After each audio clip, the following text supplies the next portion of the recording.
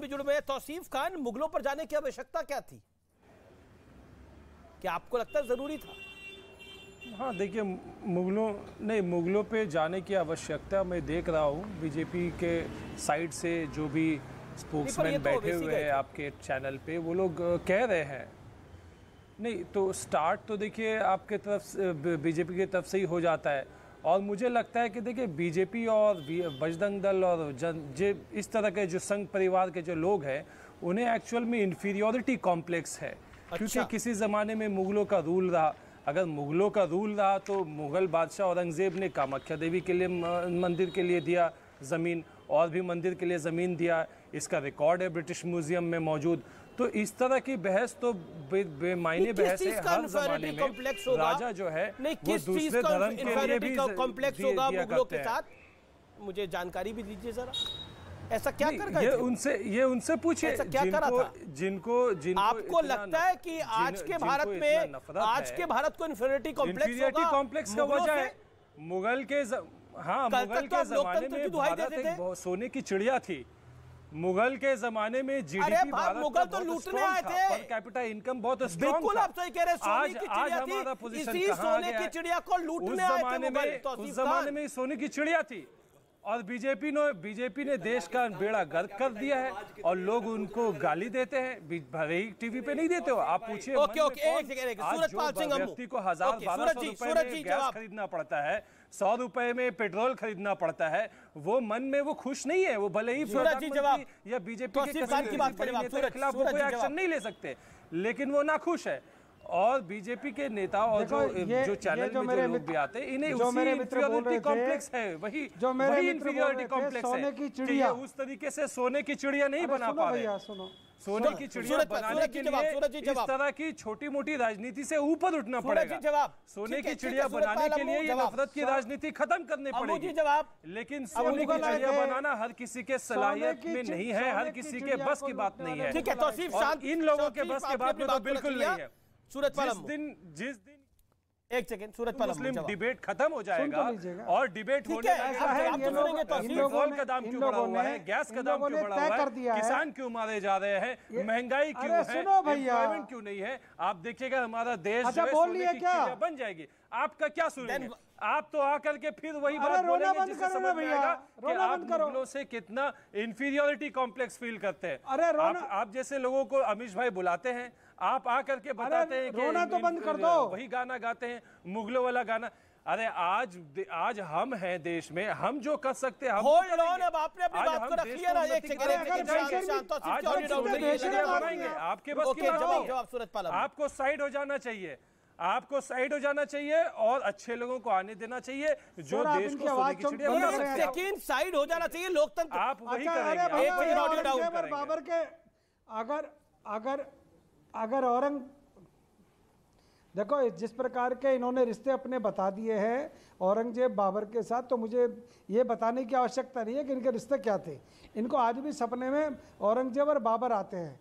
जिस प्रकार की भाषा ओवैसी साहब बोल रहे हैं, ये भाषा नहीं, हमें सपने में जोधा अकबर की प्रेम कहानी आती भाषा इन्होंने बोली है। अमीश इन्होंने अरे चुप रहो ना भैया, अरे रुको भैया, रुको आप चुप रहो ना, मैं नहीं बोला आपके बीच में। मैं आपको बताता हूँ, बप्पा रावल की 30 मुस्लिम रानियां थी। महाराजा छत्रसाल की निजाम साहब जो हैदराबाद के निजाम थे, जोधपुर वालों को वो याद आती है, जयपुर वालों को वो याद आती है। वो कौन थी?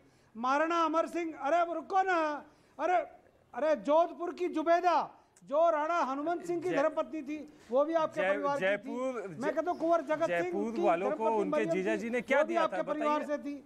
अरे रुको ना भैया, चुप नहीं रह सकते आप। अरे मैं आपसे कह रहा हूँ, हमने अपनी एक बात जो अपनी कहना चाह रहे हैं, फिर आप हिस्ट्री में जा रहे हैं। अभी आप पावर में है, बोलिए ये क्या तरीका है? लगातार बोलने का क्या तरीका है? मैं डिबेट को बंद कर देता हूँ, एक काम करता हूँ, मैं डिबेट को बंद कर देता हूँ। आप लोग सुनते ही नहीं है एक दूसरे की बात, ऐसे नहीं होता जी, सुनना पड़ेगा ना एक दूसरे को।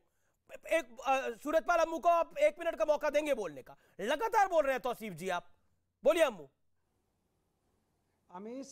अमीश मेरा सिर्फ ये कहना है कि जिस प्रकार की भाषा ये प्रयोग कर रहे हैं, इनका मुगलों के साथ रिश्ता इन्होंने बता दिया है, परंतु देश के अंदर एक ओवैसी नाम का व्यक्ति ऐसा है जो देश के अंदर दंगे कराना चाहता है, जो देश के अंदर हिंदू मुसलमानों को बांटना चाहता है। मामला ज्ञान बापी का था। हमारा हिंदू मुसलमानों का झगड़ा नहीं है, हमारा किसी धर्म विशेष का झगड़ा नहीं है। हमारा तो झगड़ा ये था कि भाई हमारे ज्ञान बापी में शिवलिंग निकले, बाबा प्रकट हो गए, हमारे वापस दे दो, और हम कोर्ट के माध्यम से मांग रहे हैं। परंतु जिस प्रकार की भाषा बोल रहे हैं कि मुगलों से रिश्ता नहीं है, आप ही के चैनल पर उन्होंने कहा था कि 800 साल राज किया। अरे कौन थे तुम जिन्होंने राज किया? अरे निजाम, हैदराबाद के निजाम की बेटी रूहानी बाई का रिश्ता भी आप लोगों ने किया, हमने किया क्या? एक दलित मुसलमान को, दलित व्यक्ति को, हिंदू को काट काट के मार दिया गया। उसकी गलती थी कि उसने एक मुस्लिम लड़की से शादी कर ली।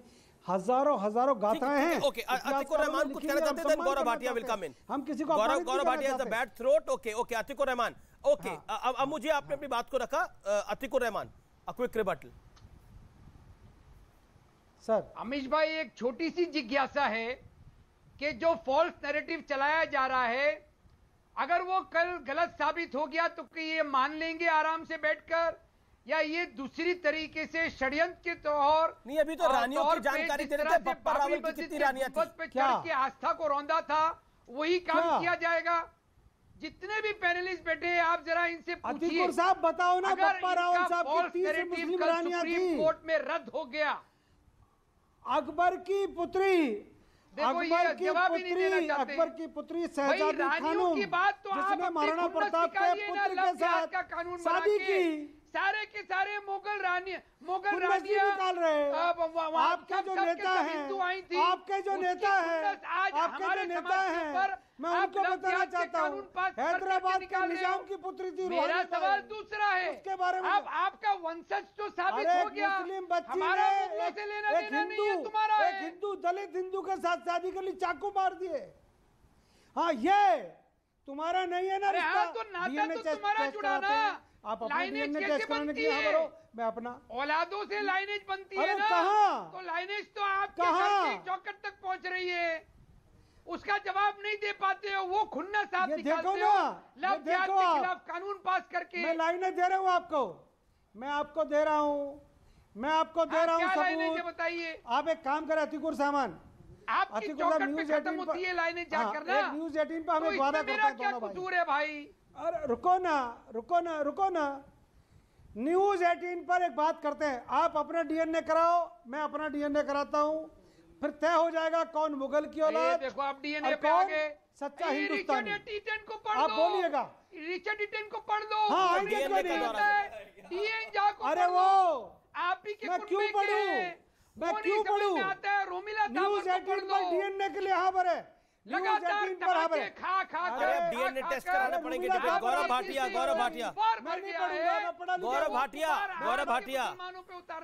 अच्छी के ठीक। गौरव भाटिया मुझे नहीं पता था, डिबेट से पहले डीएनए टेस्ट भी कराने पड़ेंगे लोगों के।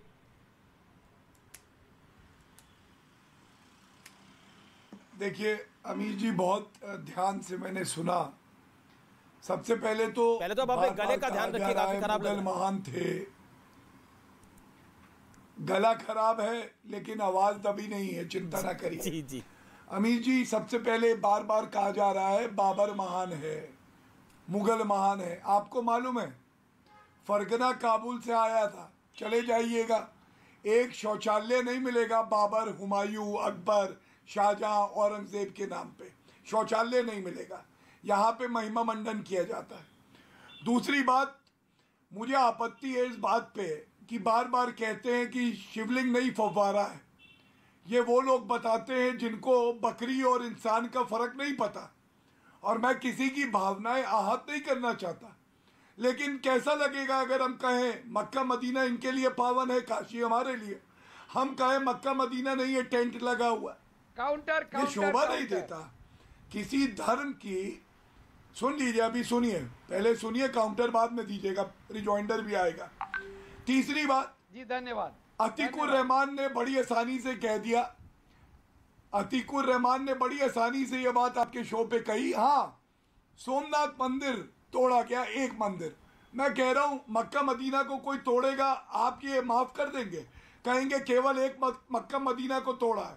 और अंत करूंगा, दोगलापन देखिए, वारिस पठान शाह डिबेट छोड़ के चले गए, मिला भाई सोमनाथ अभी कह रहे थे एक मिनट, शांत भैया, आपसे नहीं सोमनाथ बात का कर तो रहा हूं, मैं मंदिर अपनी बात तोड़ा पूरी गया, करूंगा। बनवाया था नरेंद्र मोदी ने, नहीं नरेंद्र मोदी के दौर में नहीं बना वो मंदिर, सरदार पटेल ने बनवाया था। सुनिए अरे भाई, आप रिकॉर्ड ढूंढ रहे हैं, देखिए, सोमनाथ का दोगलापन क्या मंदिर है? टूटने का जो रिकॉर्ड पर्शियन ढूंढ में रहे हैं लिखी अपनी हुई एक है। किताब में, वो भी रोमिला थापर की। आपको लगता है सही इतिहास मिलेगा उसमें?